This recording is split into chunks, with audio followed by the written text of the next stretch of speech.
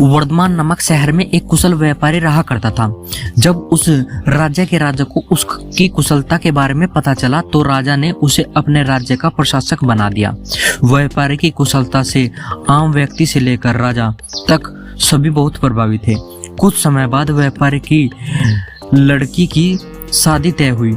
इस खुशी में व्यापारी ने बहुत बड़े भोज का आयोजन किया। इस भोज समारोह में उसने राजा से लेकर राज्य के सभी लोगों को आमंत्रित। समारोह में राजघराने में काम करने वाला एक सेवक भी आया, जो गलती से राज परिवार के सदस्यों के लिए रखी कुर्सी पर बैठ गया। उस सेवक को कुर्सी पर बैठा देख व्यापारी को बहुत गुस्सा आता है। गुस्से में व्यापारी उस सेवक का उपहास कर समारोह से भगा देता है। इससे सेवक को शर्मिंदगी महसूस होती है और वह व्यापारी को सबक सिखाने की ठान लेता है। कुछ दिन बाद जब वह राजा के कमरे की सफाई कर रहा था तो उस समय राजा कच्ची नींद में होता है। सेवक मौके का फायदा उठाकर बड़बड़ाना शुरू कर देता है।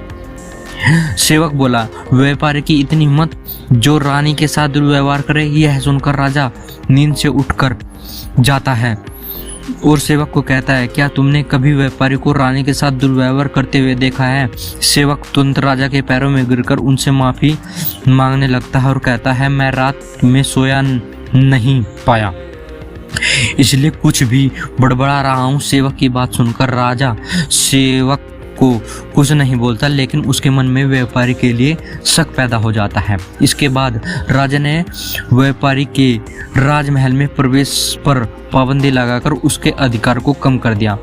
अगले दिन व्यापारी किसी काम से राजमहल में आता है तो उन्हें पहरेदार दरवाजे पर ही रोक देते हैं। पहरेदार का यह व्यवहार देखकर व्यापारी को आश्चर्य होता है। वहीं पास में खड़ा राजा सेवक जो जोर से हंसने लगता है और पहरेदार से कहता है, तुम्हें नहीं पता तुमने किसे रोका है? यह बहुत ही प्रभावशाली शक्ति है जो तुम्हें यहाँ से बाहर निकलवा सकते हैं। इन्होंने मुझे अपने भोज समारोह से निकलवा दिया था। सेवक की उन बातों को सुनकर व्यापारी को सब समझ में आ जाता है। वह उस सेवक से माफी मांगता है, साथ ही उस सेवक को अपने घर दावत के लिए आमंत्रित करता है।